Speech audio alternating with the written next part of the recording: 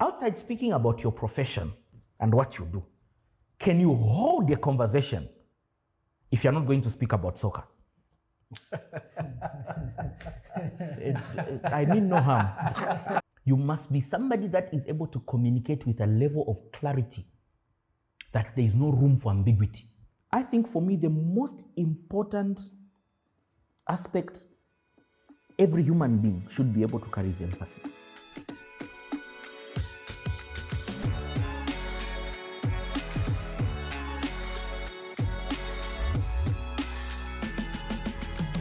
Hello and welcome to Mind and Wealth podcast, another exciting episode we have for you today. And hey, it's always good to be back and just talking about things that matter, issues affecting life, issues affecting families, and importantly, issues affecting our society. And so today's episode is going to be very interesting and exciting because we have a wonderful guest joining us today. And likewise, Augustine, how you doing? I'm good. I'm happy to be here.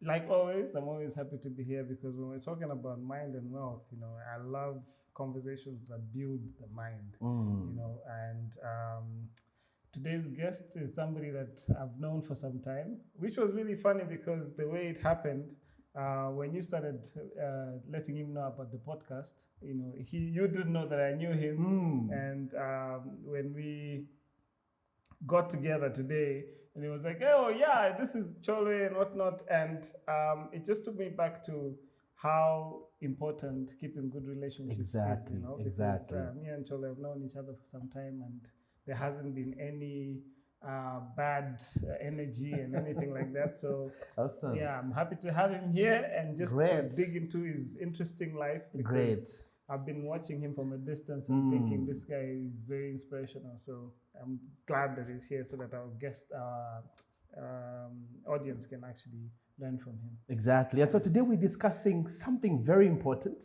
and we're talking about cultivating, a personal growth mindset. I believe that all of us are aspiring, for something great, something big, and also to leave a legacy. And today we're joined by a communication and marketing expert, Mr. Choolwe Mweene, coming on set today. Choolwe, how are you doing? Great, guys. Thank you very much. It's good to be here. Awesome. And it's exciting. I mean, when we spoke about it, I was like, okay, this is definitely something, that I want to be part of. But I didn't know, that I would have be coming here to meet Augustine, right? So, and how we know each other there is no way, we were going to, I didn't think that for a second that all the three of us would sit here. Because it's so different, Exactly. the way we know each other. But it's good to be here, and Awesome. And I think you guys, everything that you're doing here is very interesting. I mean, we need a transformed way of thinking, living, because I think that's the only other way we can progress, grow into better people, and a better nation eventually. Awesome. Yeah. Now, are you one of those, proud Tonga boos who would love to be called Choolwe as opposed to being called Choolwe? Choolwe is from actually from the new school. So it's Down Tonga. so I speak Tonga very well. I grew up there. I grew up in south part of the country. So yes, so technically, my name is Choolwe, right? But then I got you on that one. yes, but because of people pronounce differently, so you tend to let it pass. But the correct way is Choolwe. Actually, it's supposed to be Jhoolwe, if that is the correct pronunciation. But then most people can't, right? So even people around, like my cousins and all that, they say Uncle Cho. So we leave it at that. You know what's funny, yeah? My wife's name is Choolwe. I know. Yeah. So when sometimes when I call her Choolwe, she's like, it's a different person. It's like, Wow. And then she looks at me like, Why are you calling me Choolwe? Yeah, so it's interesting to see how you can, get used to the name that is commonly used by the public to you. Yeah. Exactly. And today actually it's quite amazing because Choolwe has actually given us a serious treat on set, and some nice goodies, and don't be surprised when you see us kind of just sipping some juice, and This must continue. Exactly. This must continue. This must continue. Exactly. I like that. But thanks for this. And Sure. yeah, maybe before we delve into our conversation today, just a little bit about yourself and your journey. You know what's fun? Let's just. I wanted to share what I know about him. So before he shares, let me just share what I know about him. I know Choolwe to be a very, what's the word? He doesn't listen to a no when he wants something. He's a pusher of ideas. He's kind. He's very caring. He's very career focused. Awesome. Yeah, he's the kind of person who I feel like he has his career planned out, like mapped out in a very serious manner. You should check out Choolwe's LinkedIn. When you see that, I saw that and I was like, I've been playing. I have been playing. This guy has every single thing recorded. Wow. He's the type of person who positions himself in the best way possible. Wow. If you're someone that is an employer, you're going to look at his LinkedIn and his CV, and trust me, you'll be convinced to employ him, and not just convinced. That's but some serious selling over there. No, like seriously. Wow. Seriously. And he's not, there are people who get things done, but they are rude. He's not that type of person. He would just make sure that you understand everything that you need to understand to get the job done. And he won't take anything lower than the quality is expected. Wow. So that's what I know about him. It's difficult to listen to Positive, someone negative. talk about you, and you're like, okay, yeah. What's the addition on that sort of rich CV, the rich intro? See, the interesting thing is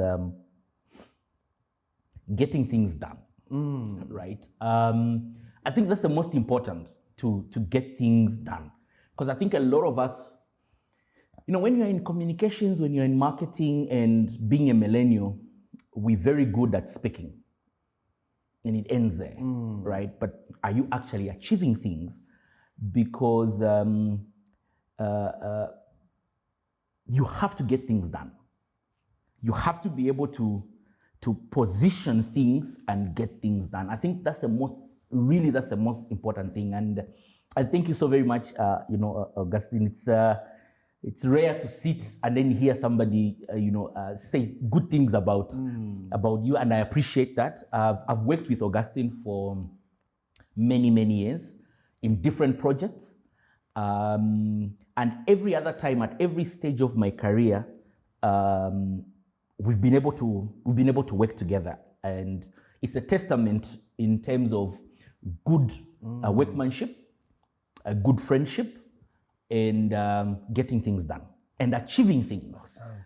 I think that's the most important. So technically, how do I put it? I'm a marketing and communications person. Worked in multiple industries, and it didn't start so. My first job, I was a receptionist. At a lodge. Wow. That was my first job. I never guessed. Yeah. So that was my first job. I was a receptionist at a lodge, and and everything, and it was just one of those things. Then from then I say I want to go to school. And the first thing that came to mind was, what do I really want to do?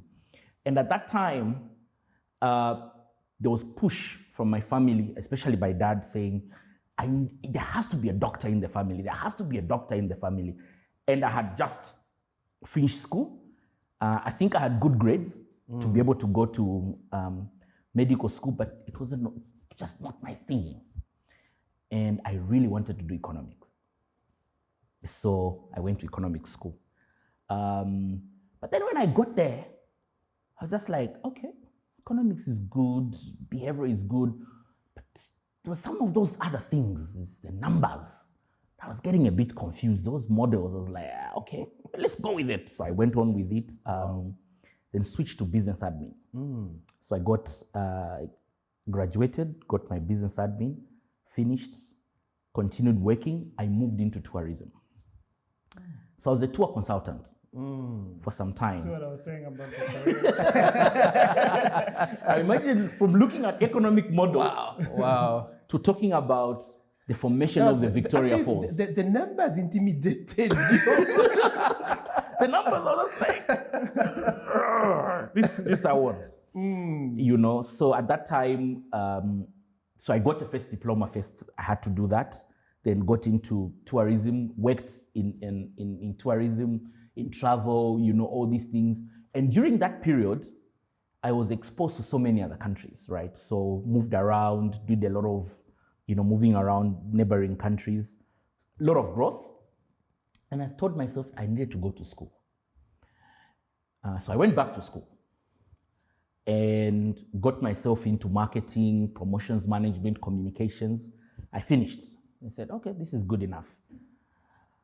Along the line, I kind of felt, okay, I think it was not adequate, you know, for me to be able to get to where I want to go, right? So I went back to school. This time I went to do This schooling. Wow. It's interesting, right? So I went to school. This time I did full-on business and strategy. So finished.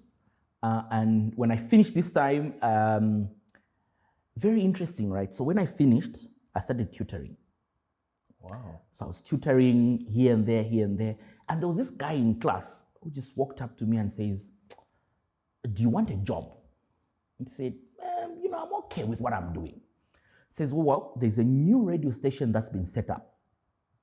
And they're looking for somebody to go and, you know, sort of set up the commercial department of it. Because I'm sure as we'll probably discuss further, we'll touch on this. So most radio stations, or most of the radio stations during that time, they were being set up for entertainment and not actually monetizing and actually creating revenue for themselves, right? But it was more of let's provide entertainment, let's have good content, good programming. So I said, you know, you want to go and set up marketing and that type of a thing. Oh, but there was a guy who was there doing marketing, but he's left. But, you know, want somebody to go in there. I organize a meeting, you know, for you meet the owner, you know. So then we met with the owner and says, yeah, you know, you can start tomorrow. You have to start now. No, we are late. We need to do things. We need to grow revenue. Wow. And that's how I met Gerald Shower, the owner of Joy FM. Right, so I went into the doors of Joy FM and we started doing things from there, you know. We pushed. I remember at that time when we started, Joy FM was a relatively new station. It had only been in existence for about 6 to 9 months. And we worked. By the time we were leaving, we were competing heavily. I mean, Joy FM was a preferred radio station. The ZAMPS report, when I was exiting at that time, we were slightly just below, I think we were below number 4.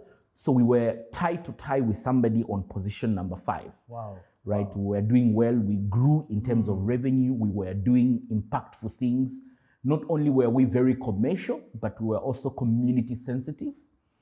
And also during that time, the then, you know, owners of Joy FM decided to expand the business, right? And we were heavily involved. We worked with them to ensure to say we set up, you know, we get Prime TV up and about running. So the owner of the station set up Prime TV. We worked with him and, you know, brought the commercial side of it in through to that. And at that point, so we were working closely with Coca-Cola and Unilever. And he seated in the office doing your own things, and I get a call from a guy in Kenya. He says, want to meet with you. I said, okay. So I looked at the number, I said, I know this number. Where did they get your contact? Where did they Where get to it meet from? this guy? Now let me tell you a very interesting story. So because I used to work closely with, they used to bring ads for Unilever and Coca-Cola, right? And Coca-Cola, they're stricter for how they run adverts. You need to be ahead of time. It's not, you just don't miss things and you don't run things. Because the other big weakness that is there is most media houses is that you don't run advertising. You forget that, so somebody wants to speak on radio, you're just there, you're talking, you're playing music, you forget that it's those ads that are paying salaries, that are keeping the lights on, right? So I constantly made sure that I was sitting in with a lady called Gakenya to be able to reconcile, to make sure that the account is clean and everything. So I think she gave that number, to then, who was the managing director for media buying for Coca-Cola and Unilever. And that's how I get a call, say, can we meet, at the Intercon? So I go to the Intercon. I'm thinking I'm going to get ads, Coca-Cola ads. And it turns out to be an interview. Brown envelope. With an offer letter. I'm sitting there and when we're talking about, so I'm, how you prepared and you're like, because I know they're going to negotiate how many for every two adverts we buy, how many are we getting for free, what's going to happen, right? So I'm prepared for that thing. Wow. And then we get there and the conversation is different. Now, how you're thrown off balance. So we discuss, we chat, do you want to move and everything. So I thought about it and I'm like, and I was really enjoying radio, right? I was enjoying radio. I would sit in for when one of the, radio presenters is not there, I would sit in, and discuss. And I was also beginning to think of my own show on radio that I would be doing quite a lot of other things. Wow. So then we sit there and we're discussing, saying, it's a good opportunity. You're going to work on these brands. And now thinking, okay, I've done marketing, but I've never really, because, you move from, you're doing marketing, then you've studied marketing, you've studied business, but you're doing journalism. You're doing all these things. So I was like, okay, not a bad idea. Let me give it a shot. And then boom. Wow. So I exit Joy FM and Prime TV. And I move on through to Scan Group, right? The owners of, at that time, they were in the midst of merging with Ogilvy and Metha. So I move in there and the two big accounts I'm given to manage is Coca-Cola and Unilever. Wow. And Unilever at that point was going through quite a couple of other issues because Trade Kings was coming into the business and, and really they were eating into their market share. And Coca-Cola as well, the year I started, they were celebrating the 100 years of the Coke bottle. And then within that, you get into big campaigns and big strategies, and then you feel so little, because all is interviewing politicians and dealing with them and saying, but you say this and this is not right, So interesting, we move on through to that, I join in, and my favorite campaign that I worked on was the name on the, your name on the Coke bottle. And I rolled out that campaign here in Zambia in terms from a media perspective, ensuring that the channels, it's in the right channels and all these things are happening. But guess what? I never found my name on any of those bottles. No! I think I found mine once. I was shocked because I found my name. I mean, you put your name there. It was one of the names in the presentation that you're proposing. It was not there. So that, and then I moved on to bigger accounts. I was moved to the Airtel account. Then there was Barclays account, and handled a couple of other accounts.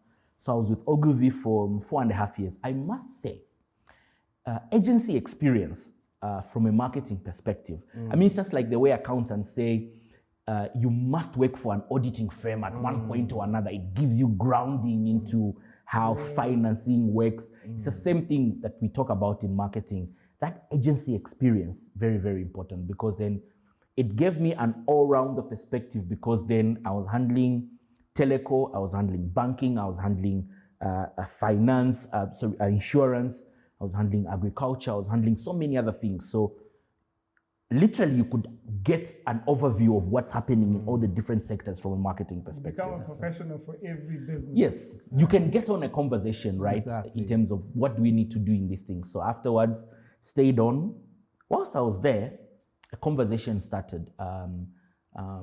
Monsanto had set up in Zambia. They were trying to grow their marketing department, and someone who worked there, I knew, so it was my friend. So he tells me, okay, I'm exiting, I'm leaving the business, so they will advertise for my position, and I think you should apply for it. I said, okay, not a problem. Let me give it a shot. So applied for it, did all the interviews.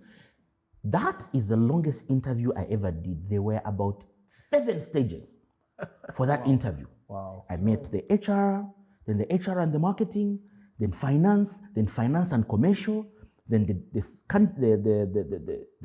Africa CEO, Wow. the divisional head of marketing, then back to finance. And I was thinking, why are you troubling me? You want to give me the job, give me the job. If you don't want to give me the job, it's okay. You see, that's a problem with having so many, too many degrees. Now I want to know at what point were you negotiating for the salary? Because I feel like each interview should increase the amount that... In all these stages, there was no talk of salary. They tell you, oh, are you available next week? Yes. Wow. Okay. Is this guy and this guy want to talk to you? So you're like, okay. You look at their position. These are senior guys. Now you go, you read, you understand, you know. Then the interview. Then it goes. 3 weeks later, you get another call. Now you're thinking, hey, they're about to offer. Then they don't offer. Then they say, this one and this one wants to speak to you. You're like, aye, boss. Now I'm tired. Because I've been singing this song. Yeah. And the interview moved from July and only got the offer in September. What? It was one of the long processes. Wow.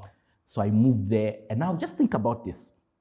From tourism to tutoring to mainstream radio journalism to professional services, handling, all these corporate, things and learning how to communicate, and to agriculture. Wow. So then I moved to agriculture. Wow. And it was a big challenge, because then when I moved there, I was marketing lead for the Southern African countries. So outside South Africa, so I was looking after Zambia, Zimbabwe, Malawi. You know what, Choolwe? I mean, if I was to go by a common sort of not even an approach, but somebody says, "I'm just a simple Tonga boy." I'm just simple. Easy to get on. You're just a simple Tonga boy, I think, who's just sort of cultivated this, I think, growth mindset. You're trying to explore, I think, different opportunities. Yeah. For me, that is key. If I look at your progression in your journey, and probably before you share about now your stay in Monsanto, I mean, what were your learnings in that process of graduating from one sector to another? Relationships. From the get-go, I think probably working in tourism taught me something important, is relationships. You maintain relationships. There will be relationships that you have to know that these are not profitable relationships. These are profitable relationships. And you take them based off that. You don't burn bridges. You leave them. If it didn't serve the purpose it was supposed to serve, don't burn it because you don't want to use it. You leave it there. Someone else will use it, right? So it's maintaining that level of relationship. There is one thing, everybody talks about trust, loyalty, respect, everything, but nobody talks about sincerity, right? Are we sincere with one another? Like when we have these relationships, how are we interacting? I think for me, being sincere has taught me something. If I don't know, I'll simply tell you I don't know, right? I'm not really sure. It may not work, but I think it builds. Because after that, all these other things, come in. Trust is very difficult. It's very difficult to trust people these days because everyone has their own motive. But also take people on as they come and learn from them, right? As you interact. There is nobody that just comes into your life for no reason, right? Whosoever who said that, some people will be a lesson, some people will be a gift, you take them as they come. Because then afterward, then you learn, okay? People will tell you, be careful with that one. Say, yes, I'm careful. But they come in and you interact and you realize, okay, maybe your level of interaction with the other person was bad, but it worked for me. In all these things, you realize that there has been relationships. I was tutoring in a class, talking about financial management for non-financial managers, pondering all these corporate finance, ratios. And the Mr. Msonda walks up to me and said, I think you'll do well there. Wow. Relationships. Wow. I have gotten to where I have been because of relationships, and I value relationships. Of course, there are some that come to an end, and you live it. It has come to an end, it has come to an end. Accept it, you move on. So good relationships are very, very important. You capture good relationships. Honesty, sincerity, very important. We don't meet so many honest people, right? I mean, if you are wrong, just be honest, be sincerely wrong. I was wrong, and then you move on from there and just learn to apologize. Probably, maybe as men, apologizing is not very easy. But I've just learned just to apologize. I mean, I feel no harm just giving you a call and say, I think, my brother, how I handled that issue was not the best. I'm sorry. And it just reduces the tension. From there, you build better relationships. Absolutely. I may not call you all the time, to discuss, but once in a while, I'll give you a call. Bro, how are you? Good. We've learned a new word now, Let's meet up, we do one or two things. And it ends there. But somebody at the back of your mind. Exactly. Leave relationships peacefully. Awesome. When I left Ogilvy, I think for close to about 3 years, we never spoke with Augustine. But immediately we met. It's as if we had been speaking all this time. Wow. I picked up the call and I called my friend Faith and I said, there's something we need to do. She said, Choolwe! When are you free? I'm coming to your office. We had not spoken for 4 years. Wow. But because the relationship was good, even though we lost touch, but there was that. So be sincere. There's no harm in just being. I'm happy to say that I was not wrong one bit with the things that I said, because it's playing out. It's playing out to be the truth. I've been, how did you feel when you were in that space as a receptionist? What triggered your mind to say there has to be something more to this? Was there a particular moment that made you feel like, I need to advance? The first day I reported for work, I was told, where would you sit? So the owner of the lodge tells me, okay, you will be at the reception. Then they move the lady from the reception, says then they moved her to another department.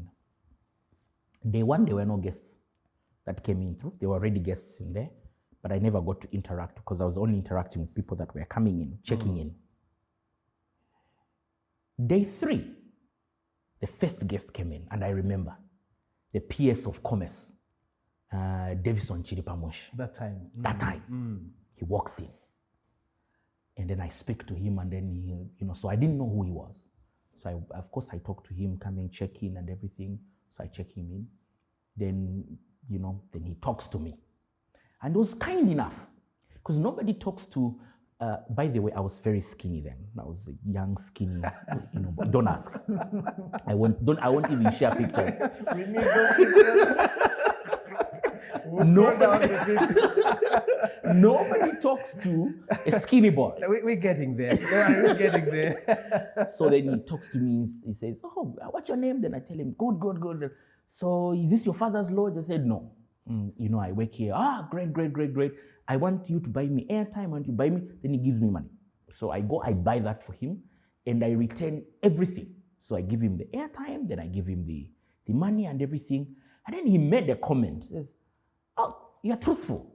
I was expecting this money not to come back, because everywhere you go, then they. So I gave him everything. Then There's always something that happens to the change. Yes, the change is usually nobody pay change.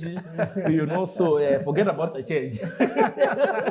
So I returned everything, and then we had a chit chat, and he stayed at the hotel. My second guest the following day was now High Court Judge Emilia Sonkoto. So she walks in, and the policy of the lodge was collect money at check-in, because guests have a tendency of leaving without paying, or they'll give you a problem when it's time to leave. So then I speak to her, and I say, by that time I don't know who she is. I'm just skinny boy, big ears at the reception.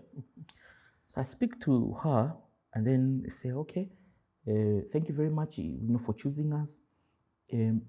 We asking if you could pay." And at that time, if you have a card, there was that big machine that you had to run over the card, and then you call the bank. Must have been a zip zap. Something like that. A zip zap machine. You even think it will break the card. Never seen that. I knew Never it. seen I knew it. it. Yeah. In my banking days, it's just because it must have been called a zip zap. So you run it. Yes. Yeah. Then you call the bank. So I tell her, "How would you pay?" Then she tells me, "Well, I'll pay at checking." And I say, "But the policy of the lodge," that was the first lecture I got in law. Says there's nowhere where it is written it's mandatory that I must pay at check-in. You can either pay at check-in or at checkout. The law does not say. So I'm not contravening the law. Now, at that point now you realize, I must be speaking to, Yes. At that point it hit me, it's important to be knowledgeable. I have to go to school. Wow. Okay? The tips were good, of being at the reception and handling all these things, but so I said, I must go to school. I've never met Judge Sunkutu since then, but I think she's in Ndola, or she's at the High Court in Lusaka. But that lesson for me reminded me that if I am going to be interacting with all these people, I must also be at a point, I must be knowledgeable about things. Otherwise, then, how do you interact with people? But it takes brilliance to notice that. That's brilliance. You can't. People go through life with all these lessons passing them by. They can't pick them up. You have to be brilliant to just notice and sit back and be like, "You know what happened today? That shouldn't have happened." So I went to school, and that was my journey of getting in through to school. Wow. And I've stayed on. I've gone to school back and forth, study this, study that, study this, study that.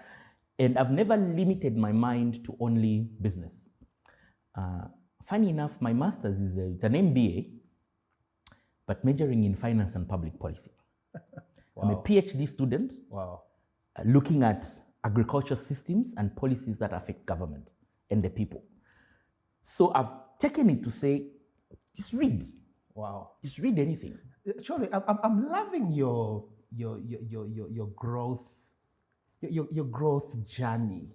In the way that and people don't know that I'm a PhD student, so it's the first time I'm actually saying it. Cheers. Would we say Dr. Choolwe? Soon. Yeah, I'm looking at the way you have progressed in life. I don't know how you overcame fear. you know, because there's an aspect of switching roles, switching careers, switching, you know, sectors, and you don't know about your tomorrow, or you don't know about where you're going. How did you manage to just strike a balance in terms of getting rid of fear and saying, hey, I'm going for this? So let me answer that with two illustrations. The 2008 financial crisis hit me hard. I was in tourism, then it hit. And the flow of tourists faded, right? I just switched jobs from one tour operator to another. After switching those jobs, I was going there to head a department, and then the tourists dry up. We went for months without getting a salary. Right? It hit me. And at that point, then I realized, wow, this is... And the only thing I knew at that point was tourism. I was fearful I couldn't do anything else. I wanted to do tourism. It's what I was passionate for, you know, and it was not working. And we didn't know how long the crisis would go. You know, of course, Obama was just coming into as president and he was giving, you know, nice speeches, but the tourists were not coming into Zambia. So what do? So you're fearful. What I did then was quit work because we were not earning money, we were not being paid. So I quit work, sold everything I had, raised the money, and put myself into school. That's what I did. That's a bold move. Where was I to go? That's a bold move. Wow. Because it meant I needed to go out there and start looking for a job.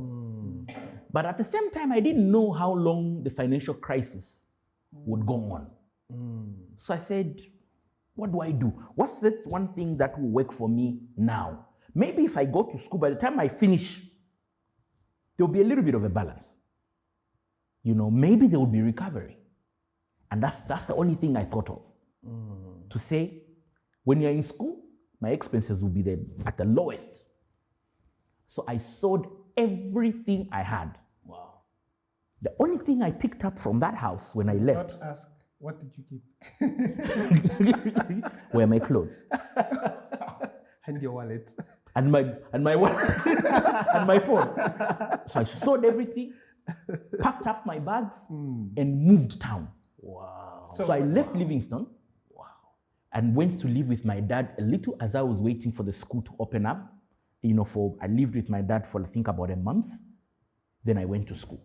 Choolwe, that move for me sort of makes me realize that there was no comfort zone for you in any of that time. Yep. You know, I've been independent. I started living on my own when I was shy of my 19th birthday. And from that time to date, I've been living on my own. So the independence of living on your own and making your own decisions and thinking of, now I have to go and live into my parents' house because then whatever experiment of life that I tried to do didn't work. The only other place I could find solace and comfort was in books because I know whatever that I was getting there was good enough.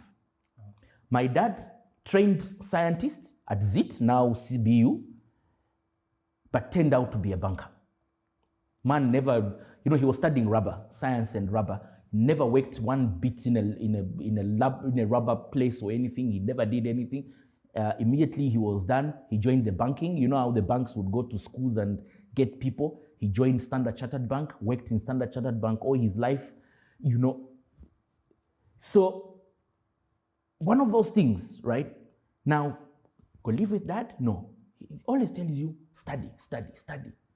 So his dad is one of those guys who always tells you, you need to study, do something with your life, make something of it. Now thinking, do I want to go and listen to that speech? No. So Stayed with him for a little, went into school, bam. By the time I was finishing, the global crunch is gone. The world is opening up to recovery. All the stimulus packages that the international community were pumping into the world, a bit of recovery, and bam, I land myself from tourism, studying how the Victoria Falls has moved over a particular period of time and how the water is going to change, which side is what animals, how many animals are in the Musotunya National Park, to bam, you're in a radio station, open the mic, start talking, we need to sell, how are we going to sell? That's just it. Wow. And when I started that and I said, this is what I have now, and this is what I have to do. That level of dedication is you owe it to yourself.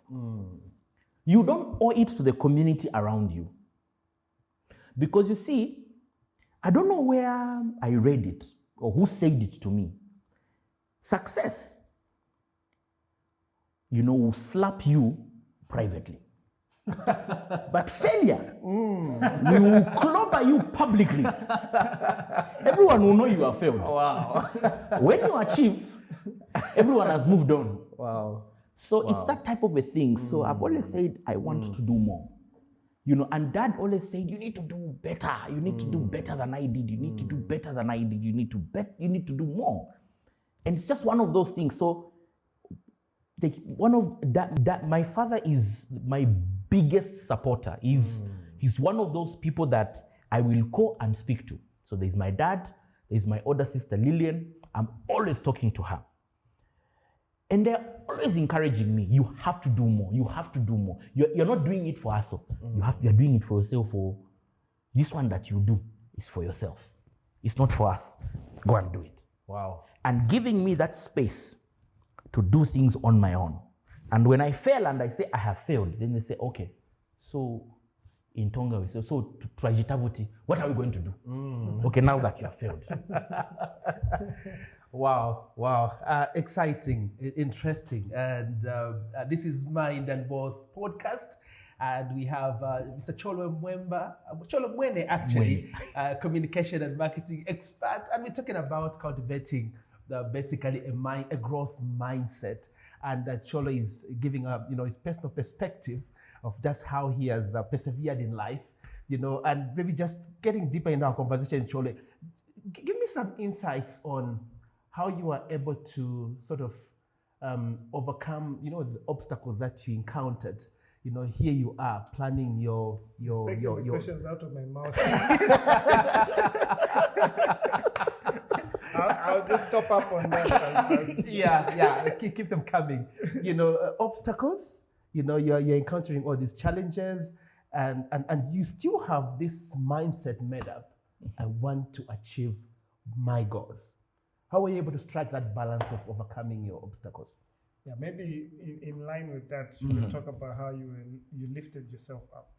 Because changing careers and deciding to go to school, I was wondering how were you making it, surviving in school. You've managed to take care of your tuitions and whatnot, but on a daily basis, how did you pick yourself up to say, I'm now here, this is what I'm going to focus on? What I would say is profoundly selfish. But I think that is what has driven me. You know how you tell yourself to say nobody owes you. And that is what I had to accept from a very, very young age. There was a period in our lives, and I say our lives because it involves my dad and my other siblings, when dad was not working, where I really now knew in my family who is who, and how all the trappings of being a banker's son no longer counted for anything when we were living at the farm, right? So it taught at those 3 years that we really, really struggled. Are those 3 years that changed my perspective about a lot of things. People will come and go. Some are like scaffolds. They serve a particular purpose. Once the lintel beam is strong, you don't need the scaffold anymore, you take it down. Others, they'll just be with you whilst the fire is there. When the fire is off, they move to the next fire. So that period really gave me insight. Nobody owes you anything. Your father doesn't owe you anything. Your mother doesn't owe you anything. You owe everything to yourself. Spiritually, it's very clear. We talk about when it's time to plant. They say the planting is for a few, but the harvest is for many. When it's time to plant, you are the farmer. Abi, it's not your field. Go and plant. You go and do the planting on your own. But when it's time to harvest, even the Lord says, it's time to harvest. He sends people to come and reap with you. But when it's time to plant, you will do the planting yourself. That's where the difference is. And at that point, I started to realize I needed to do things for myself. I needed to do things for myself, for myself, for myself. So you go out there, you do. You come back, you realize it's not enough. You go back, you do the same thing. You keep on growing, you keep on growing, you keep on growing. As you are growing, you ought to realize that when it's time to harvest, it's not only you who is going to get the harvest on your own. There'll be time to share. And that, the sharing, there's no problem in the sharing. And I'm not going to sit and say, hey, by the way, you were not there during planting. No. We have harvested, it's enough. You've gotten your share, you move on. Dwelling so much, if you start counting about how many people really did wrong to you, I don't think you're going to go very far. You leave the wrong. You celebrate the success, the wins, the small wins, you harvest them, you move on. During that period, I learned to turn to myself. In the Bible, it says, and when David was going through the most, it is written somewhere, I may not quote it correctly. They said two things happened to David. He turned to himself and to God. That's it. He did not look to Saul. He did not look to any external kings. He turned to himself. Because you know that he who is in you is greater. Exactly. So you believe. You have faith, you believe. And say, I have two hands. With whatever that I have, what should I do? It's as simple as it is. And for me, that has worked. So you make it work, it doesn't. By the way, I flunked. Choolwe, I now see you eventually, moving from agric to theology. And then we call you Dr. Pastor. With your PhD on hand, Dr. Apostle Choolwe. Who knows, I could be a prophet, prophesying. It's amazing to be. I guess it's even a privilege to see this side of you. Because for me, it's confirmation that what's on the outside is what's on the inside. It's quality content. I wanted to ask you, when you talk about people looking at themselves and picking it up from themselves. We are in a state where the generation that is coming up is so entitled. They want to claim things that they never even started. This is my father's what? They call their father's car their car. This is my house, this is my what. And it goes even beyond that because, you can have somebody who goes into their father's business and insults people and things like that. How can somebody understand and build themselves from a space where they're not entitled and understand how to separate themselves? Because you say, look into yourself, but somebody out there might just be thinking, how do I look into myself? Let's just simplify it to the core. I think you ought to know what you want. You ought to know what you want from a young age. You must, daydreaming is not bad. you must feel it before you actualize it. You must begin to feel it. You must smell it. You must smell the cookie. And you must want it so bad that you are willing to go the extra mile for it. Most of us don't want it so bad. It's good, it's good for conversations that, let me not mention the places people we interact When with. doing one or two things. Yes, when you're doing one or two things. Those things. But you must want it. I know what it is to have plenty, and I know what it is to have nothing. Maybe that lesson should have not been handed to me at a young age. But that was important in the grounding. And even in plenty, my mom always made mention to say, this can easily go. That was that. So you must want it. If every other time I sit at home when I'm interacting with my kids, and I always simply say, you have to do your part. What is mine is mine. What will be yours will be yours. But you have to do your part. You have to look into yourself. Because you see, every other human being has unmitigated power to achieve what they want to be able to achieve. The one assurance that will be there is that you will always have obstacles. You will always hit a brick wall. When you fall, okay, so which is better? To sit on the ground or to stand up? Which is better? Now I've been hit. So now I sit. No, you dust yourself out, look around, see what else you can do. Building resilience, building consistency is important. Two words that most of the time we don't talk about: endurance and perseverance. And I think it's important to understand these two concepts. And I always say these are very, very important concepts that as a human being you ought to understand. What is endurance and what is perseverance? Most of the time we say, just persevere, boy, vichitika. But there's something magnificent and profound that we ought to understand about endurance and perseverance.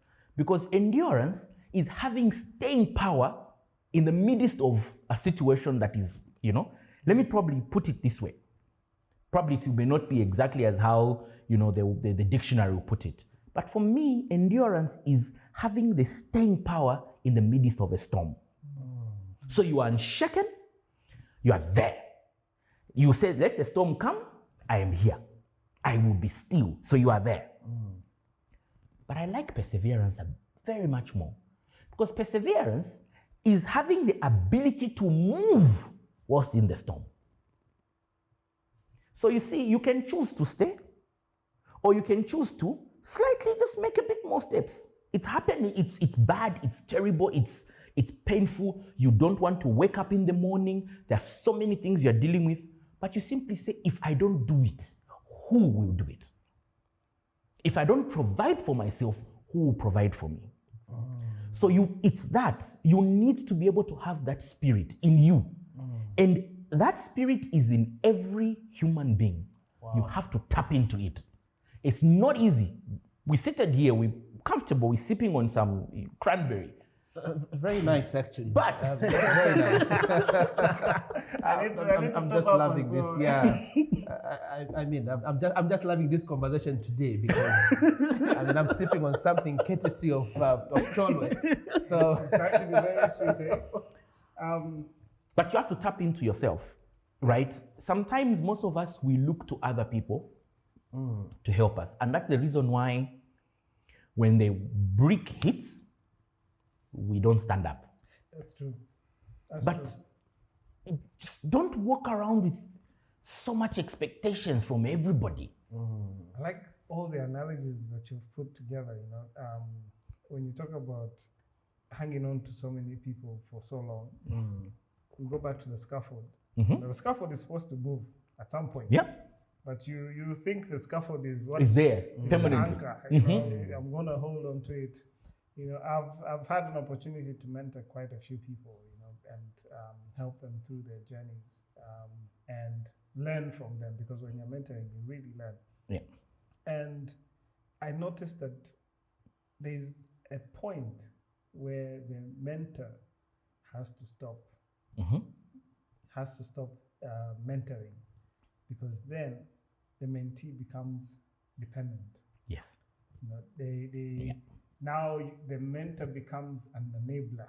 Yes. You start enabling people's behaviors, and you become more a therapist instead of giving them the energy to stand on their own feet. Which for maybe if I was to put the question this way, who has played the mentor role in your life, aside from your parent, your father, and your sister? Who else do you look up to and say, this person pushed me from this to that? I think along the way, a lot of people have played different roles, in my life. Other than my parents, who have always been consistent in different situations, I've met people in different situations who've really impacted my life. Right? I've worked with good colleagues in the office space who've shaped me. But career-wise, I've worked with also outstanding, supervisors. Supervisors that, when it was time to hold hands, they would hold hands. We would hold hands. When it was time to work, it was time to work. I've worked with, it's very difficult for me to pinpoint, because at every stage of my life, there's always been somebody. I wanted to say this without sounding a bit ish. You know how someone comes to in your life specifically just for that period. And when you look back, you realize, you know what?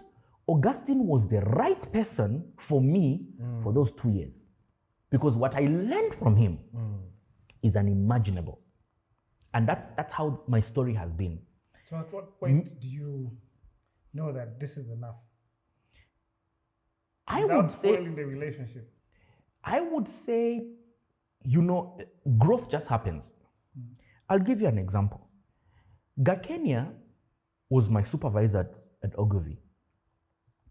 She taught me everything I know about media.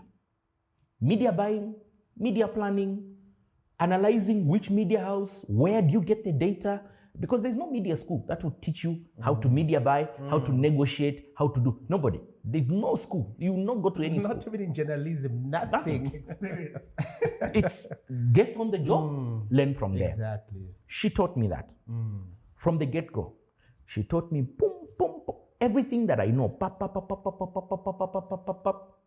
This is what happened. She moved back to Kenya. She's Kenyan. And I took over from her. She was the right person for that moment. There's no any other person I would wish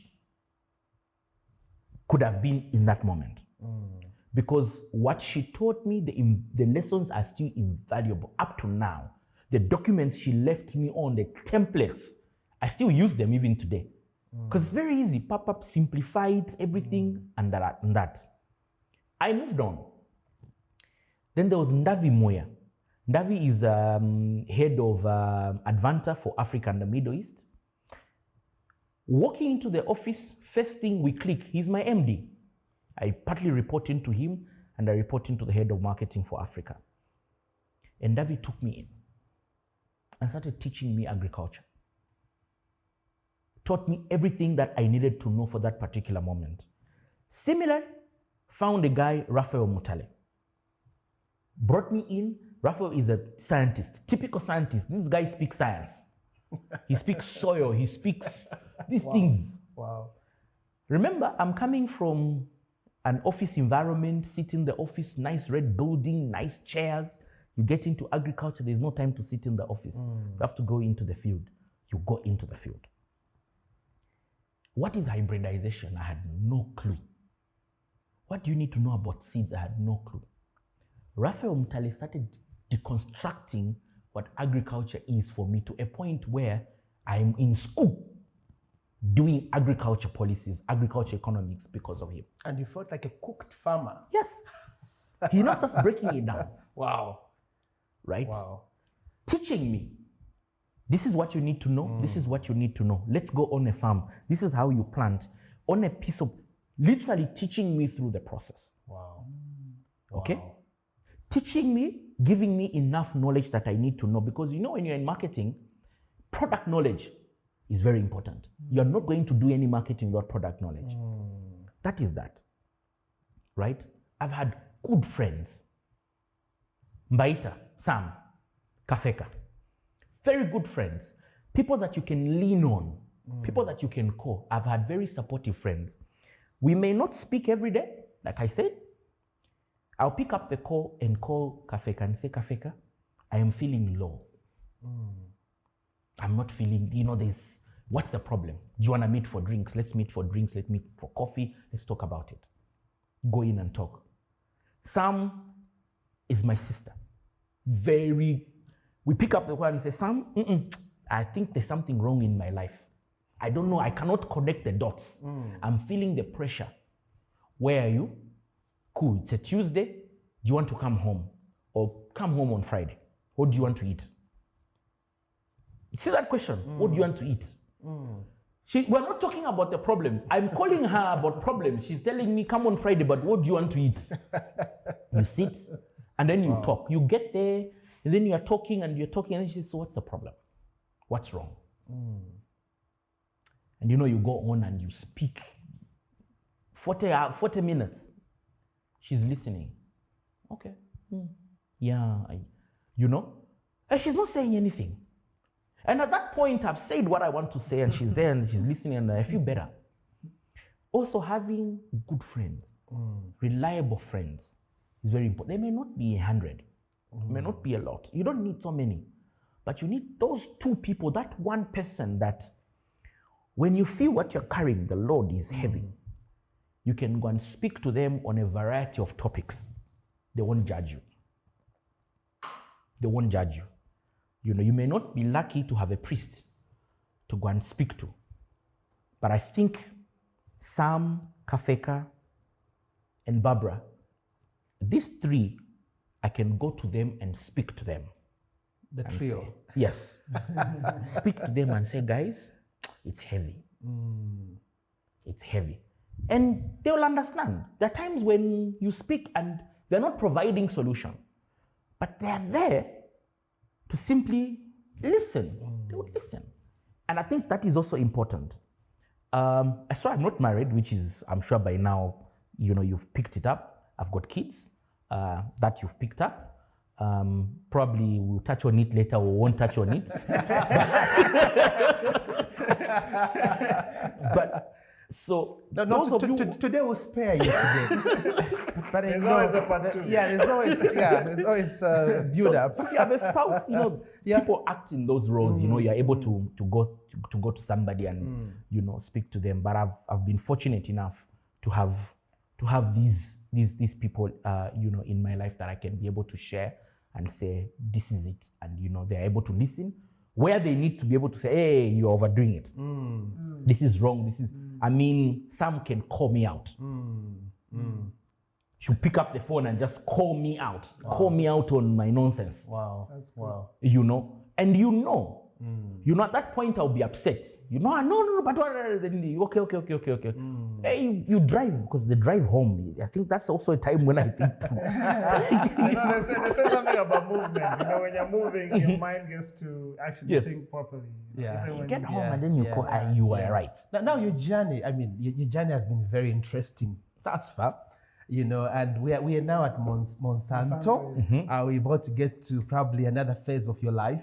And now, if I was to bring in, the impact that, branding your personality has had in the entire journey, how would you fuse in personal branding in your personal growth journey?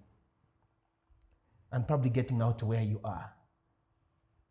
There are some of these questions that we ask ourselves that most people need to ask themselves. When you think about me, if I just cross your mind, what do you think about? Because that's your brand.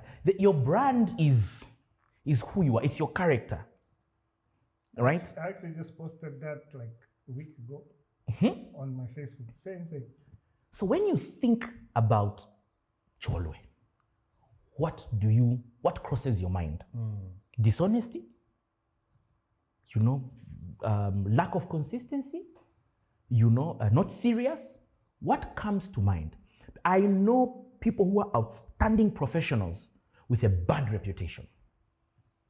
Zero brand. This is a guy whom if you tell him to do something, he will do it perfectly, but he has a bad reputation. We know certain groups of people or genre of people, to use that word, that they have a bad reputation. Bus drivers have a bad reputation. Tailors have a bad reputation. Carpenters have bricklayers. Most blue-collar jobs, bad reputation. But when you see a human being, when you see this person, when you see this brand, what comes to your mind? There is a reason why brands invest so much money to tell a story about who they are. Look at Nike and how much money they pump into their app. When you see Nike, what do you see? When it was unfashionable to partner with Colin, the American company, football, yes, they partnered with him. Right? When it was not fashionable, what story are they? They stand to that level of identity. Personal branding is very important. Personal branding is very important. This thing of me, it's who I am. Me, I say what I want to say. How do people want? Because how you carry yourself out is how people will relate to you. Exactly. Okay? There are people who think being too humble, I don't know if there's such a thing, you're borderline pitiful. You think it's not right. You must carry a certain aura around you, especially if you're looking at professional standing. There has to be something about you that is distinctive, that people want you for. That eventually, if you are very strategic, you tend to monetize it. Right? So how do people relate with you? And this one probably I'll get a bashing for it. You can't be everywhere and anything you are, this is everywhere. No. You have to master something. I like when you look at certain influencers or people who drive conversation, you pick up one thing. There are people whom I look at even probably, let me pick up maybe from the US, right? Where this person's thing is about probably human rights. This is what he understands. He reads about it, he understands that, and that's what he's about, right? That's his area of knowledge. I have seen where you're an influencer, but brands can't really pick exactly where you are. Okay? You don't know what you're going to do tomorrow. Yes. You're so unpredictable. It may work for unpredictability, but also brands don't want to work with somebody whom they can't really anticipate what you're going to do next. Yeah. Okay? For instance, the company I work for, Lactalis, we're more of a family brand because most of our products are, family brands. We just can't work with anybody. We have to work with someone that's in that range. And I have seen people now begin to pick up that and say, okay, my type of content is 1, 2, 3. I'm not going to do this. Because it helps in terms of how you position yourself, how people see you. You are all about my wife, my kids. That's your content. Guys, my wife, my kids. That's all you talk about. This is what you are known for. Specialization. If you go back to management books, Maslow's hierarchy of needs, Heinsberg, all these, early theorists. Yeah. They will tell you having a level of specialization is important because you build technical competency in that area. Exactly. So yes, it may just be personal branding or if it's for, whatever, but you build technical competency. You are known that if you want to talk about branding, who are the people you will speak to? If you want to talk about sales, who are the people you will speak to? We know we can get onto Twitter or Facebook and everything, and you find that some people, everything they post about is usually in those lines. They've built that level of thing. The next thing that is the possibility is that the next time there's a sales conference, somebody wants to get you because you've built that level of technical expertise in that area. It's good, yes, to talk about fun and sensational things. You know, it's good. You can mix it in however you do it. But have you built technical competency in that area? If you follow my LinkedIn, I always talk about leadership in diverse areas, right? Because I find it very fascinating because leadership is one of the areas in which everyone is now an expert. Because you will be invited for a 2-day leadership seminar, they'll give you a certificate, you're a certified leader. Wow. Then it's there. Are you really, you know? So if you are going to say, I want to talk about health, that's my kind of communication. That's my branding. I want to be a health expert. Start picking books, pick journals, read about health. Because technical knowledge and competence that you will exercise or exhibit in whatever you do will give you the level of character around that. Knowledge is power. Knowledge is power. Nobody is going to argue that. Forget Game of Thrones, you know. But knowledge is power. It gives you that. You can walk into a room and speak, and people will respect that because they know you know. You must build knowledge base.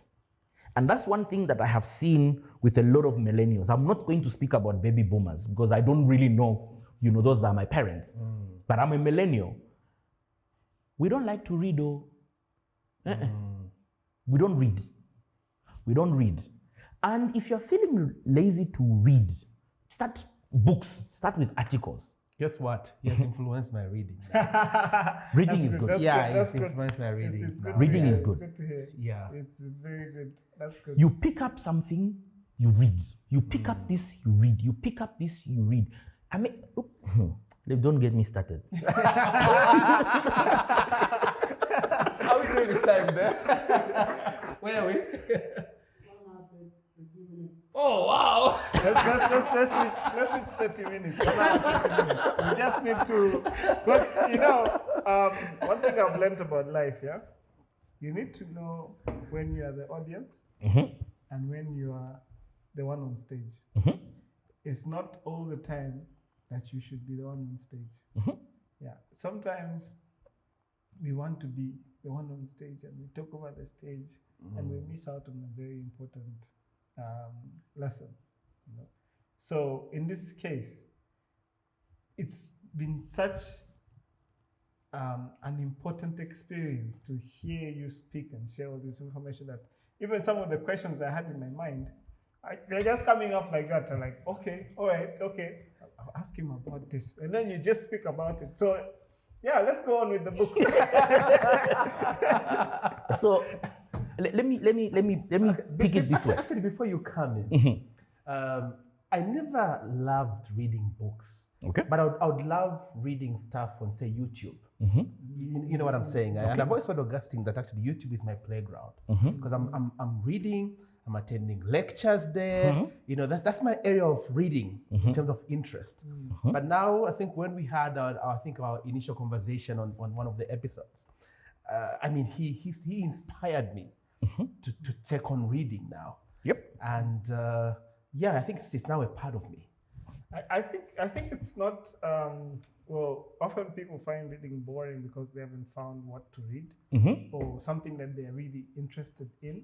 I always see it as you getting into the topics that you're really interested in. I'm very interested about personal growth and personal development. So that's my area. When you bring me a fictional book, I'll be like, it will get really boring for me because I'm trying to question my mind. How is this really helping me solve my problems right now or the future problems? And I don't get it, you know. But it doesn't mean that it doesn't work for others. Yep. It can improve literature for others and things like that. So I do think that the key thing is to find what really drives you and what you're really interested in. Yep. You know, there's times I've walked into bookstores I'm not actually going to buy a book. I'm not intending to buy a book, but I want to see what's there. And end up finding a book of 40 kwacha. I need to take this book. Even if I'm not going to read it now, I just need to keep it because I will never find it again. And I end up reading it and enjoying it. Yep. Yeah. You read so many things. Look at this situation. This person says, I want to be an artist. I have passion for arts. You can, okay. You have passion for this thing. Do you know its history? Do you know its relevance? Do you know where everyone is coming on with this thing? You've got the talent, but you don't have the knowledge. That's very common for artists. You see? Very, very common. You know? Music. Read about music. Who's who in music? What's their story? What drives them? Because then you begin to create even better music. You stand for something. Music has changed generations and it has changed lives. It has driven political revolutions, historical revolutions. Read something.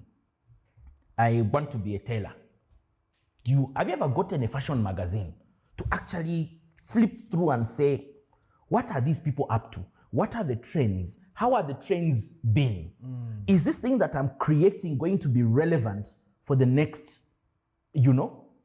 Remember, we are able to anticipate what is coming next by understanding what has happened. You cannot begin to anticipate what is coming if you don't know what has happened, because from where you are coming from, will you know possibly, and I'm not saying actually, possibly where to go. But where will you find it?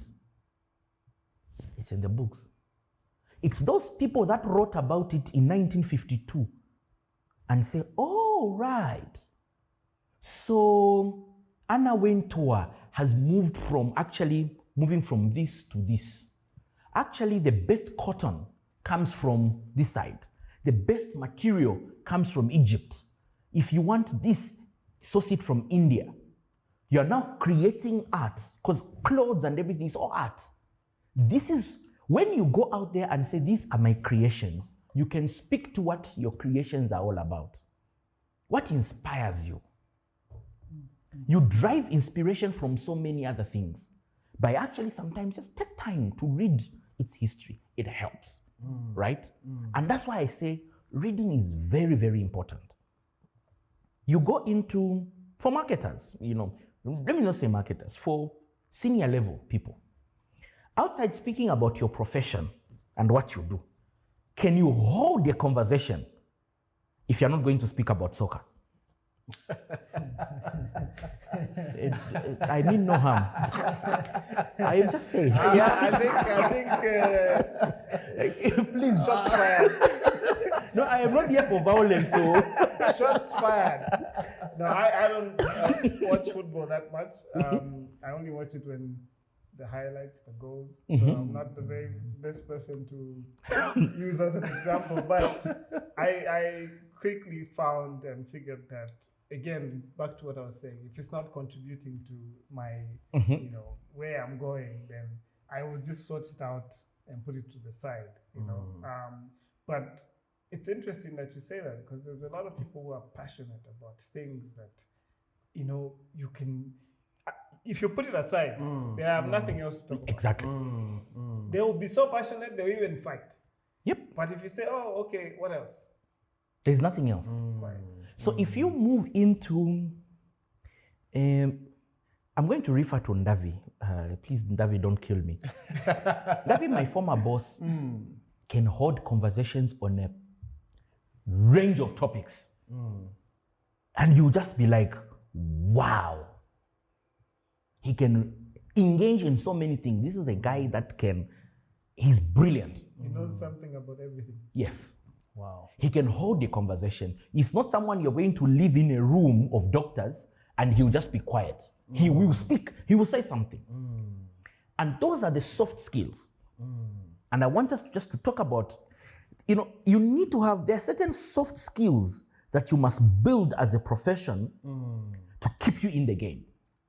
Yeah, and actually, I mean, you've just hit it spot on, because the next question I was going to ask you is basically, I think, the way I've also understood, personal development is pretty much, I think, dwelling on your soft skills. Yep.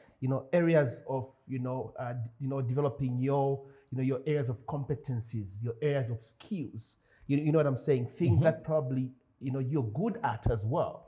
You know what I mean? And for me, that also becomes a very, very sort of important, aspect to incorporate in your personal growth journey. Yeah. One, communication. You must be somebody that is able to communicate with a level of clarity that there is no room for ambiguity. Very important. You cannot stay in the game and not have the communication skills. You may necessarily not have the public speaking skills, but your ability to communicate and engage.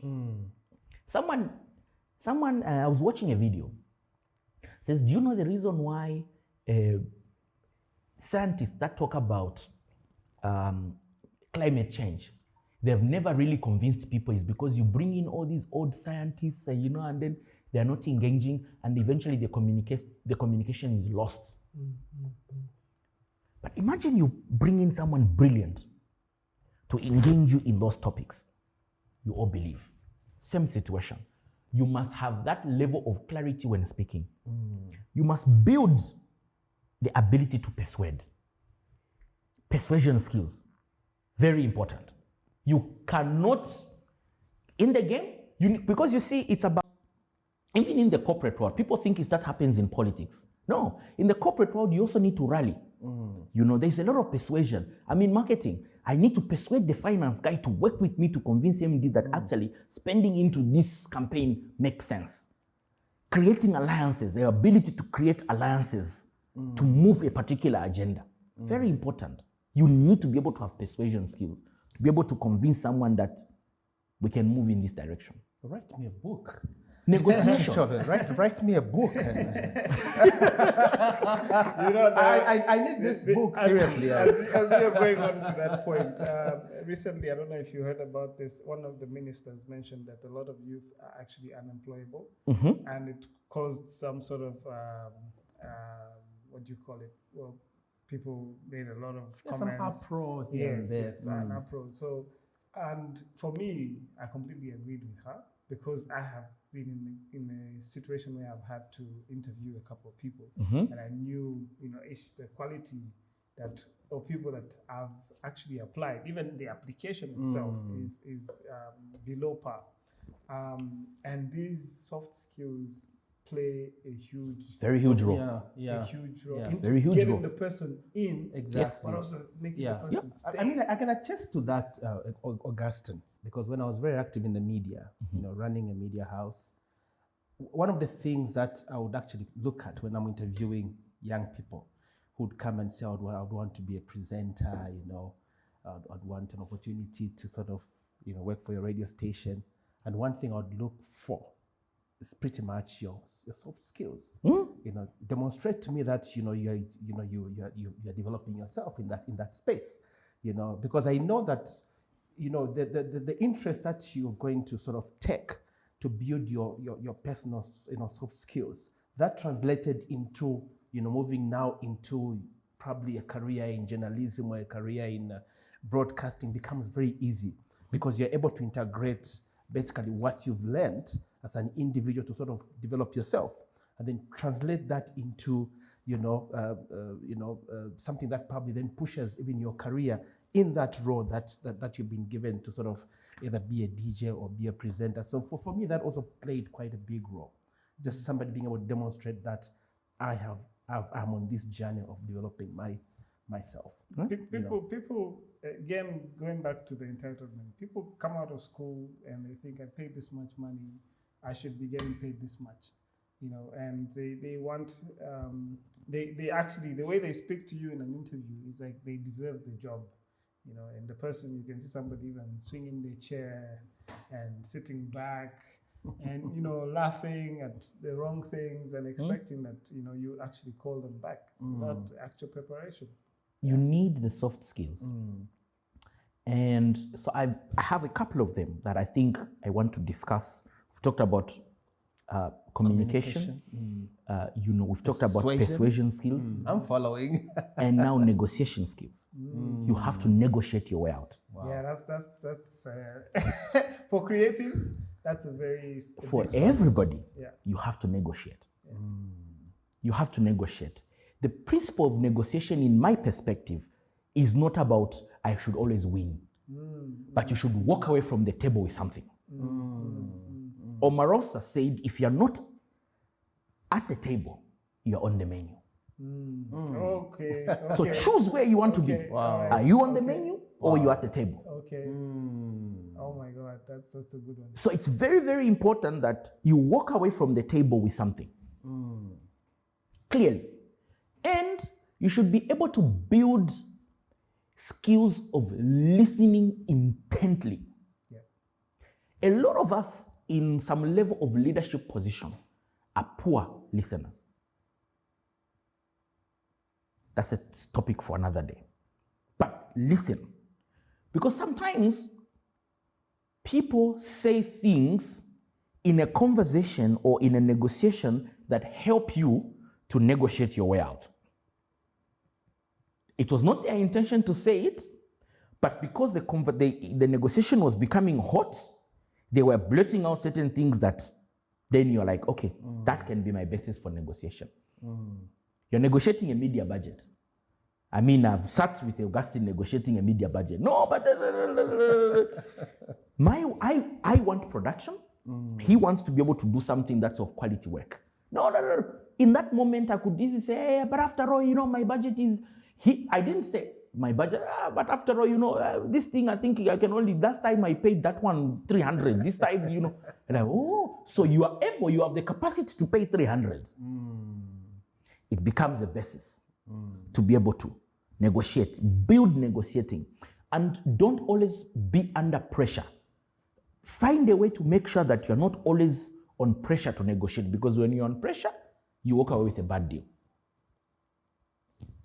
One, you must be able to manage conflict. You manage conflict. Because conflict, even in a stable, profitable relationship, there will be conflict. Manage conflict. Most of us are not good at managing conflict. And this is, sorry to say this word, this nonsense that it's not personal, it's business. I don't believe in that thing. Sorry to say that. Wow. Everything is personal. People tell you it's not personal, it's just business. They're about to do something personal then. Yes. Everything is personal. The reason you are doing it, it means something to you. Yeah. If it didn't mean anything to you, you would not be doing it. It's my job. This is how I live my life. It's how I feed my kids. Don't tell me it's not personal. It is personal. Wow. But it's also to what extent are you now making it personal? That's why your negotiation skills are important. Because you should walk away having feeling to say, you know what, even though I didn't get the 10 things I got, at least I've gotten 4. Then I can go back to my boss and say, wait a minute, we had this, but at least we've gotten a deal. The art of making a deal. You have to be able to make that deal. Building relationships. You have to build relationships. You have to build the relationships. And that's why I'm saying it's personal. Because when you look on the other side and realize that it's also personal to the other person, even your ability to be selfish at times, your humanity kicks in. Say, okay, how do we win-win? There. I want to talk to you about purpose.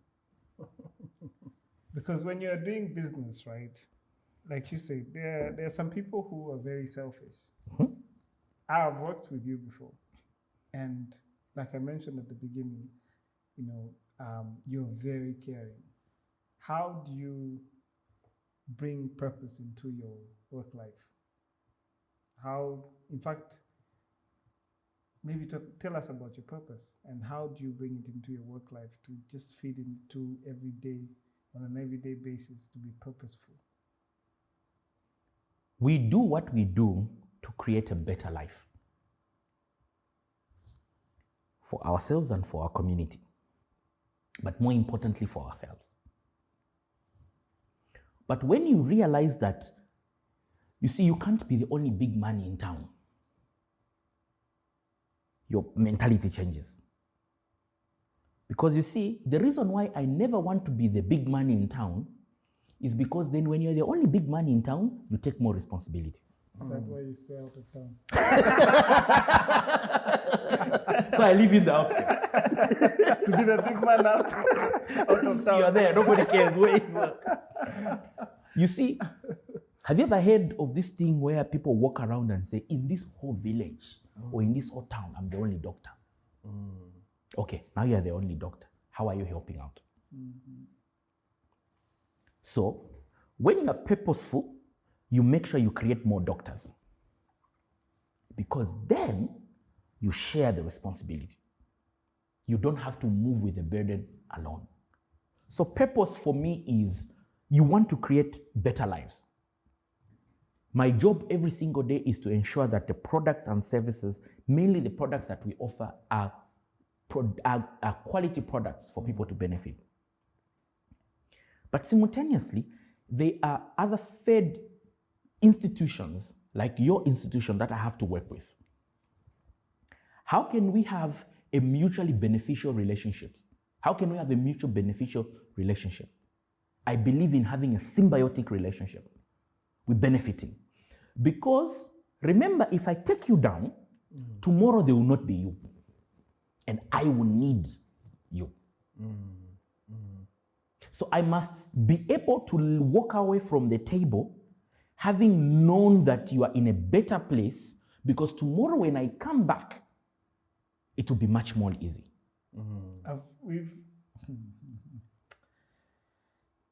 I've actually walked away from business relationships because the client is treating you like you're nobody. And that's not right. And, they would do whatever they can because I'm the client. You are the one that does the work. And then I see that the relationship is not working because we're supposed to work together to build your brand. I benefit from it because you're paying me and my brand is growing as well. But when you start pushing me around to say this, that, and then you're not even paying me, on time, then I'm like, okay, this person doesn't respect this relationship. I have to walk away. Yep. So it's really important to see that there are people on the other side who actually notice the purposeful, intentional relationship that has to happen between the client and the agency. It's very, very important. Client-agency relationship is very important. And maybe it's because I've worked in an agency, I know what it is to be in the agency, and now I'm on the client side and I know what the agency goes through. And also on the client side, I understand because the level of politics you have to deal with when you're on the client side are also different.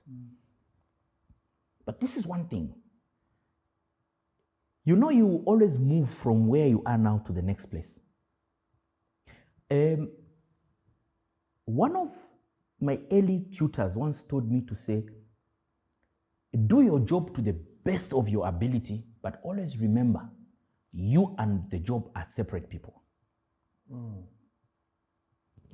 Because then you can understand that there are certain things that you are not willing to cross. Because remember, today,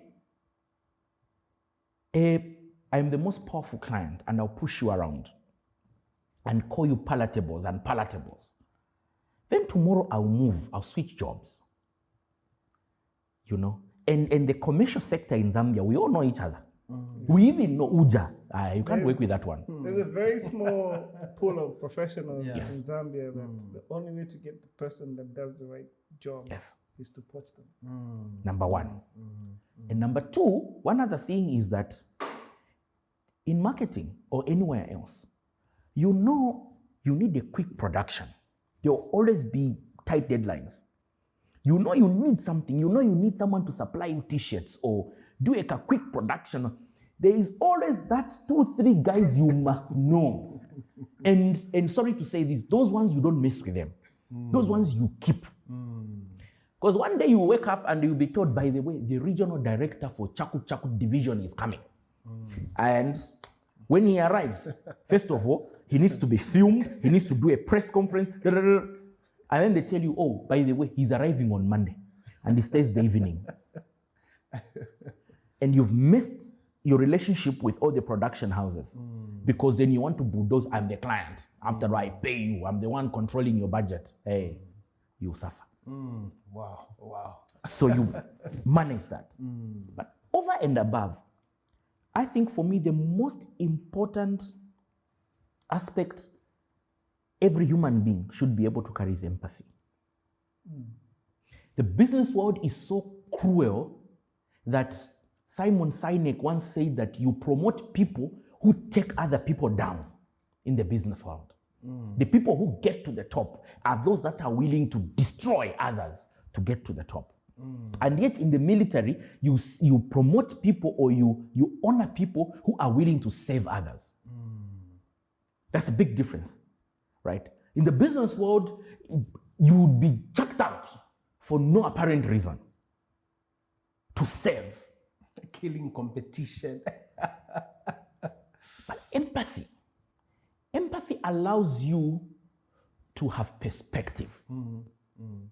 And people take this word, his perspective is different. Perspective allows you to see things from someone else's point of view.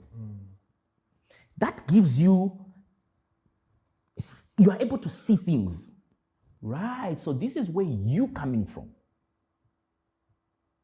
So empathy gives you passion. I think empathy has the ability to give you passion because then you say, this is what we're going to resolve. It gives you purpose too, because you're able to put yourself in a situation and actually look at it from an angle or situation that you actually completely ignored. We're in marketing, we tell stories. How am I going to tell a story about impact if I've never been in those shoes? We buy milk from farmers as Parmalat. Have you ever put yourself in the shoes of the farmer and say what you're actually doing? We have a whole ecosystem from the farm to the shop. It's just milk. But by the time it lands on your table, we've been able to support that farmer. That farmer has been able to send kids to school. That farmer has been able to feed himself, and his business is growing. We got that milk, we processed it, we've packed it. By virtue of packing, we've employed that driver who's going to move that milk from a point of production to the point where it's been processed. We've been able to employ the other person who's been able to process it. Right? Then we've been able to contribute to retail chain outlets that are having our product on the shelf. That's a story to tell. Until you are in those shoes, will you see the story? Empathy. It gives you perspective. And if you lack perspective in a lot of issues, it becomes a problem. How will you deal with the problems? You cannot only deal, you see, some of us only deal with the problems that we can see here. But foresight, being able to anticipate, and marketing is about anticipating. All the time we anticipate, because it's insights. Consumers keep on changing. You have to anticipate, but you have to dig in. Because insights just don't come. Insights is putting yourself as a consumer, this cranberry. How do I want to consume it? You ask yourself those questions that immediately you will not find answers. And that's why I like working with creatives. You know, creatives, you disappear, you're in the garden, then you just stand and say,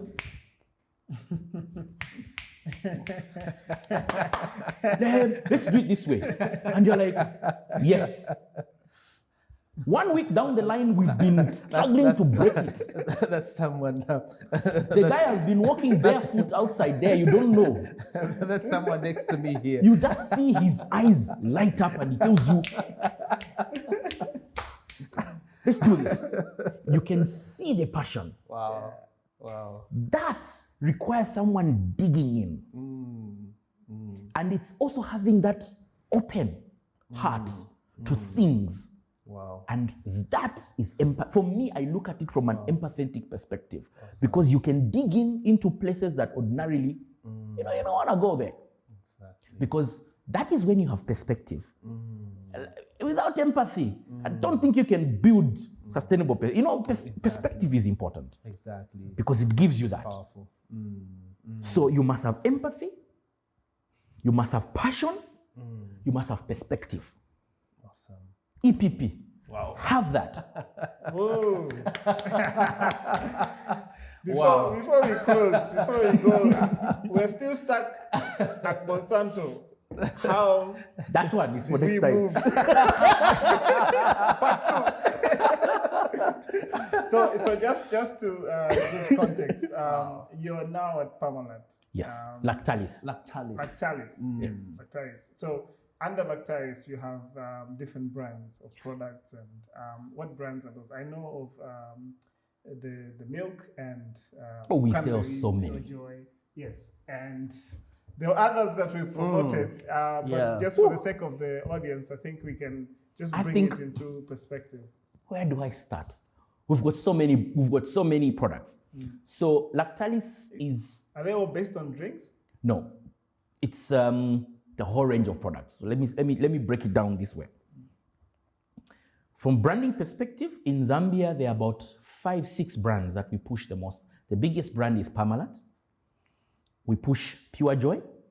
We push Cabana. There are 2 types of Cabana. There's fresh Cabana, and then there is Cabana in a box that that we recently launched. It's on the shelf. And so we've got Parmalat, Cabana, Pure Joy. We've got Pride cheese. We've got Pride. Under the Pride brand, we've got milk. We've got a dairy blend, and we've got some cheese. And then we've got Melrose that we're pushing. On cheese, we've got President, which is President cheese. We've got Parmalat cheese. We've got Galbani, which is your mozzarella, cheese on that. So many brands. Under the Parmalat brand, we've got so many. Parmalat, then we've got the milk. We've got so many types of milk, right? So you've got, you've got your UHT milk that's usually packed in a box like this. You've got your fresh milk, which is morning fresh. Then you've got the yogurts. So many types of yogurts, to meet to specific different needs. So how do you, during your day of work, all these products, how do you promote these products across the year? As being the person in your position, you calendarize them, right? You have to plan through. You calendarize them and say, at what point do I want to bring in this? Because you can't just do yogurt the whole year, right? You say, at what point? What am I trying to achieve? Because I think that is very important to understand. What do I want to do with this brand? Okay, what is the character of this brand? So once you understand that, you already now know, okay, this is what I want to be able to do. I'll push it this point, this point, this point. What is the channel of communication do I want to use for this? So once you've understood that, it becomes easy. There are so many brands. There are times when probably the whole year will lapse. You're not even looking at one other brand because, probably maybe this brand, there's a lot of work that needs to be done on this. There are a lot of things that you want to be able to do. And some of the brands that are already there, or products, let me say product, you just want to give it a little bit of a boost. You just want probably to remind. There are some, you have to do the work. Because probably maybe, in FMCG, there's always someone bringing in a new product, and people switch. It's gone are the days where I only do this. Yeah, milk used to come in a glass exactly. bottle. Now you change this. Someone will put it in a sachet. Someone will put it in a box. Someone will put it in what, and then every time there is a little bit of an innovation, your market share will be affected. So you keep on your toes. You keep on also innovating. You bring in new products. You launch new products. You change packaging. You revamp. You change your messaging. You change your communication channels. You change the character. If at all, if it gets to certain points, you're just like, no, this brand has always been viewed like this. We're now going to switch. You switch. And you must not be afraid to switch. Because consumers move very fast. Consumers move fast. I think post 2000, you can't catch up. Because they keep changing. They keep changing. New products are coming in, right? Remember, I always say this. There was a movement of Inesinukuma fizzy drinks. Then it was a movement.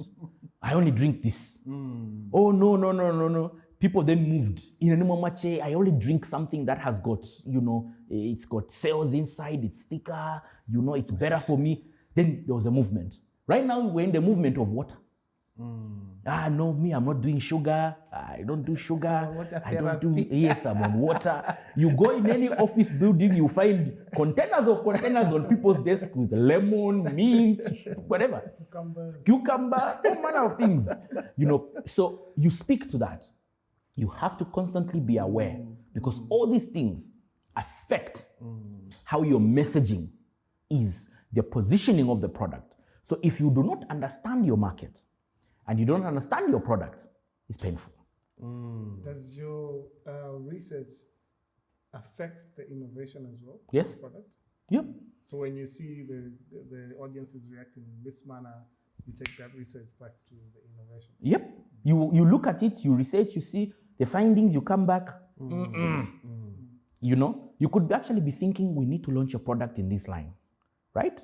You are thinking from that perspective. You do research comes back, you're like, nope.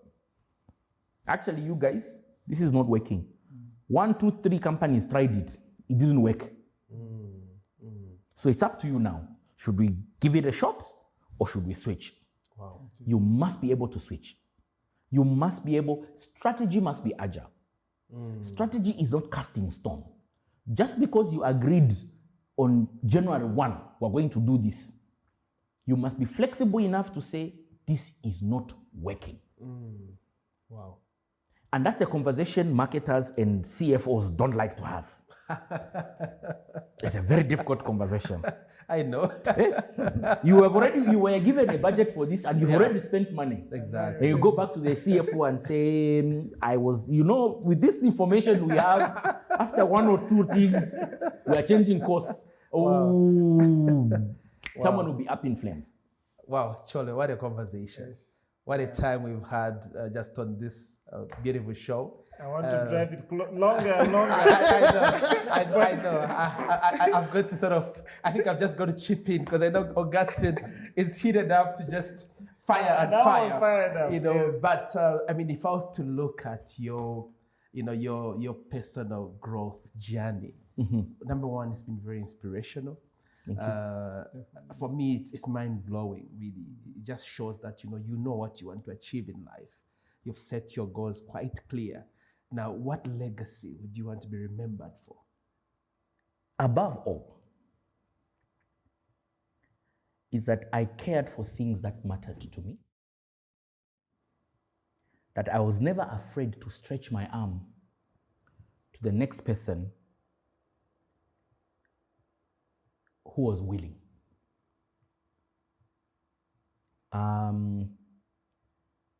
That I have been vivacious in things that, I thought I was right.